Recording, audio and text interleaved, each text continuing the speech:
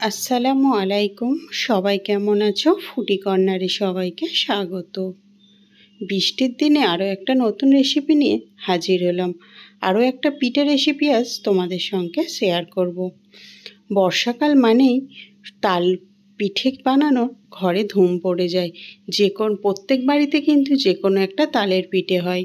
এর আগেও আমি দুটো তালের পিঠে শেয়ার করেছি, তো আজকে আমি আরও একটা তালের রেসিপি তোমাদের সঙ্গে শেয়ার করব। কিভাবে তাল দিয়ে এত সুন্দর পিঠে বানানো যায় সেটা তোমাদের পুরো দেখার অনুরোধ রইল। চলে যাব মূল ভিডিওতে।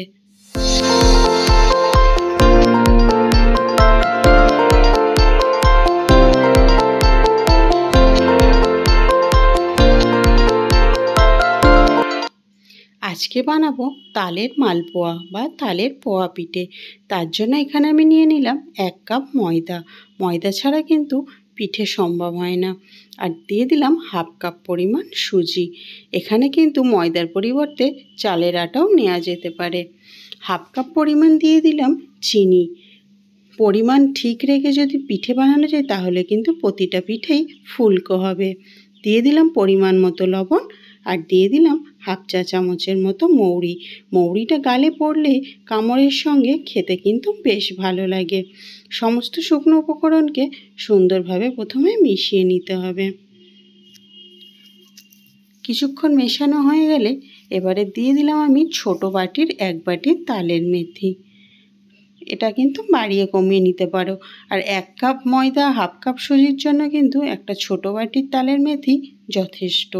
হাত দিয়ে জল ছাড়াই মেথিটাকে সুন্দরভাবে আগে মিশিয়ে নিতে হবে। তারপরে ওই ছোট বাটিরই 1 বাটি দিয়ে দিলাম জল। জলটা দিয়ে একটা থকথকে প্রথমে ব্যাটার রেডি করব।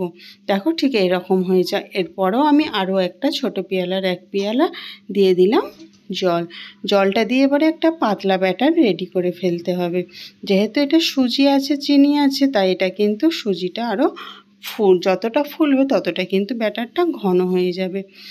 এরকম পাতলা ব্যাটার বানিয়ে 10 থেকে 12 মিনিট রেখে দেবো রেস্টে। 12 মিনিট পর খুলে দেখলাম সুজির ব্যাটারটা কিন্তু অনেকটাই থকথকে হয়ে গেছে। আর কিন্তু আগের মতো পাতলা নেই। পিঠে বানানোর জন্য পুরোপুরি রেডি হয়ে গেছে। আর এটাকে আরও খুব ঘনভাবে সুন্দর করে মিশিয়ে নিতে হবে। তেলটা গরম করতেও বসিয়ে দিয়েছি। তেলটা কিন্তু খুব ভালোভাবে গরম করতে হবে। ছোট বাটি আমি একটা এর মধ্যে দিয়ে দিলাম। এটাকে প্রথমে একটু গরম করে নিতে হবে। তারপরে হাতার সাহায্যে এটাকে তুলে নিতে হবে। তুলে নিয়ে এর ওপরে দিয়ে দেবো একটা চামচ নিয়ে 1 চামচের মতো পিঠের সেই ব্যাটারটা। এটাকে তেলের মধ্যে আস্তে আস্তে ছেড়ে দেব। এটা কিন্তু আপনা হতেই ফুলে ওপর দিকে উঠে পড়বে। এতে কোনো রকম কিছু করতে লাগবে না। দেখো আস্তে আস্তে কিন্তু অটোমেটিক ফুলতে শুরু করে দিয়েছে। আর এই পিয়ালাতে দিলে কি হয়, মাপগুলো কিন্তু সঠিক হয়।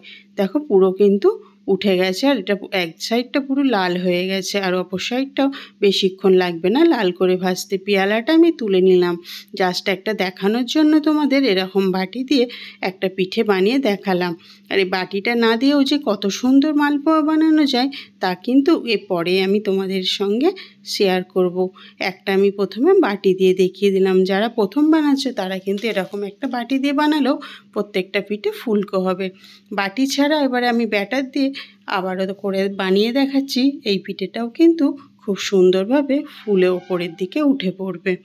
কোনো রকম আমি এখানে ইনোও দিইনি বা বেকিং পাউডারও দিইনি বা খাবার সোডাও দিইনি।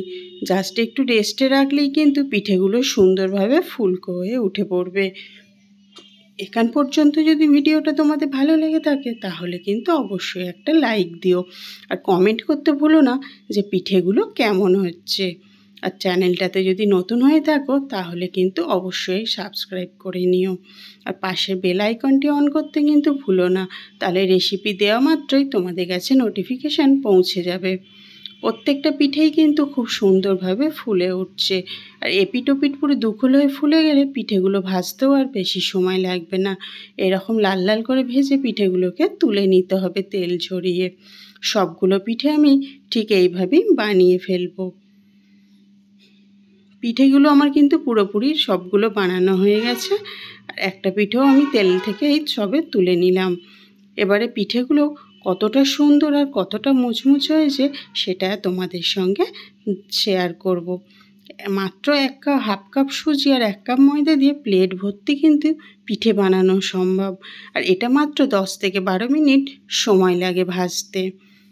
কতটা সুন্দর এর পিঠেগুলো হয়েছে তা কিন্তু তোমরা জানাতে ভুলো না কমেন্ট বক্সে।